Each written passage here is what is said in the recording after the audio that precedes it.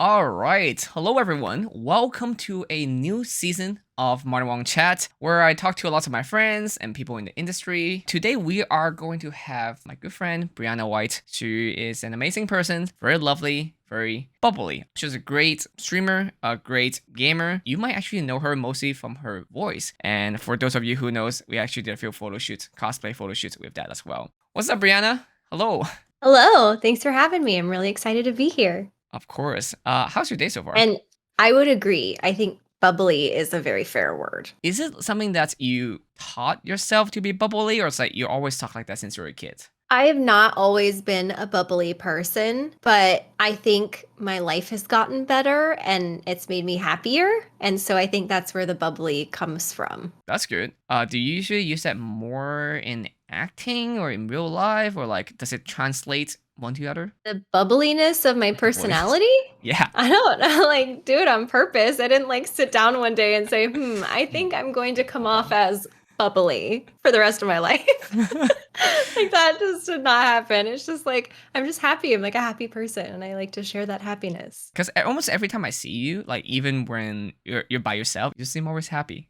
I wish I'm as Yeah. happy as you. I'm just kind of jealous. That's all. Oh, thank you. Yeah, no, I love what I do and I feel very, very lucky to live the life that I live. And so I think it might just naturally come out in my smile. I'm glad to hear that. That's awesome. So you do a lot of acting stuff, especially before Final Fantasy VII doing the voice acting. But like on-screen acting, you have done that a lot before. When you were growing up, like, did you always want to be an actress, or like was this something you end up being an actress? I never know your backstory on that. Yeah, I've always wanted to be an actress, pretty much since my first school play when I was 7 years old. I decided, I love this, I'm good at this, let's make this the rest of my life. I just aimed for that ever since then. And everyone that's ever loved me in my life, every parent, every, aunt or uncle, they've always said, Brianna, I don't know if that's the life for you. Maybe you should think about becoming a lawyer. Is that And I easier? was Wait, that's not easier.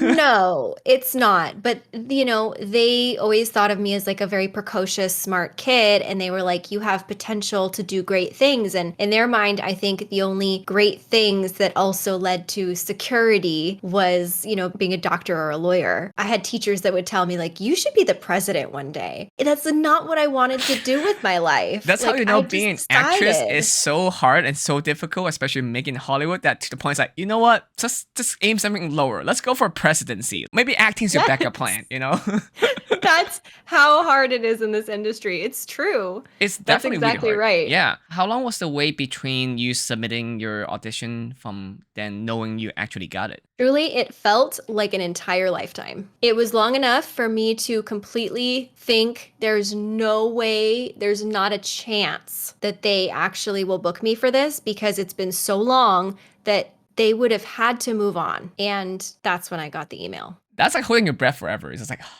come on. And then you just But kind I of didn't. like, I just didn't hold my breath it's because way too long. I knew I didn't book it. I knew they were going to give it to someone famous. I had been waiting to hear news that somebody else had booked it by then. So when you know it, did they send you an email? Did your agent tell you, or what I got happened? an email. Did you read it like a few times? Like, okay, okay.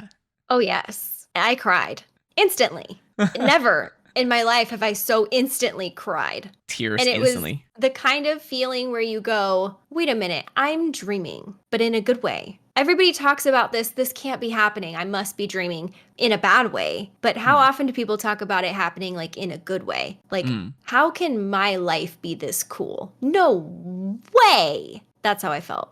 That's a great feeling. I'm not gonna lie. Like, hopefully I'll get that soon. We'll see. I feel like there may be a few moments in my life, but maybe not. I You feel like haven't felt that yet? every time something cool and awesome happen, I kind of move the goalpost again. So I'm like, okay, that was okay, cool.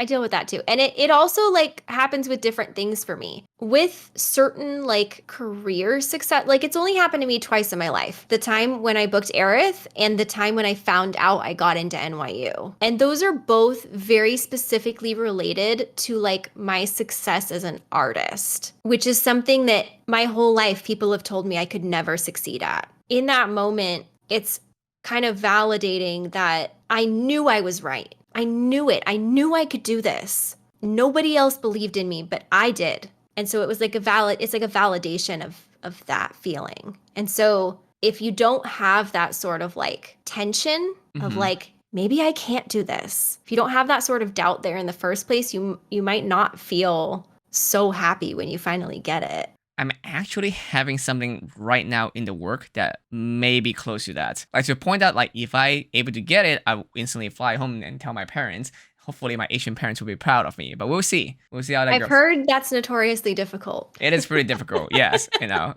It's like, is something wrong if your parents say that, oh, son, I'm proud of you. Then you're like, something's wrong. Are you dying? Like, what's going on, mom? Is everything okay? You're like, yeah, we don't say, I'm proud of you. Or like, I love you. That's just, Sometimes my parent will say nice things, but they'll say it in English, so it sounds less awkward to us. Are you serious? Yeah, speak to me in Cantonese the whole time, right? But then maybe before I take my flight to leave and like go to school or like move to LA, son, love you, and then just walk away. I'm like, oh, cool. Really? Yeah, no, we don't really show emotion. It's not really in our nature. But everyone's in That's Cantonese, and so so like, surprising. yeah. I never even thought that feelings would be associated with a language. No one in my life is really bilingual. And so I don't hear that part of the experience very often.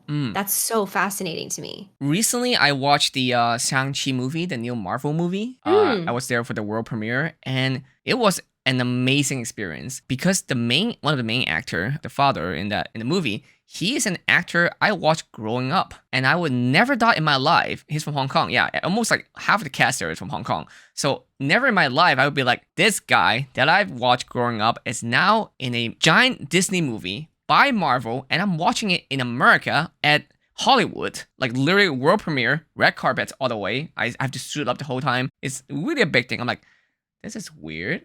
What is going on? Like, this is my life now. And I'm like, I'm really proud. I'm watching the movie. I'm like, this is crazy. I'm still think that I'm in Hong Kong. That's why I see those actors. But I'm in America, and this is the first time it's happening. So it's a big deal. Wow. Yeah. That's such a cool feeling, though. It's cool. It's strange. It's a lot of emotion all mixed in one. Yeah. There are a few moments like that in our lives where we almost can't describe how it really felt because it's so like complex and it has such a history and it's surreal and it almost kind of breaks the reality that you thought you lived in. Very strange. Oh. So I didn't initially audition for Popstar. I auditioned for a Netflix series called Love, which it's kind of funny. A friend of mine from college ended up booking the role that I auditioned for. So she booked it and I didn't. And ultimately, I was kind of happy that I didn't book it because it had nudity in it. It was like required. And I called my manager when I got the audition and I said, I don't want to do this. This isn't who I am. And he said, you need to go to the audition anyway because you never know what's going to happen in the room. And,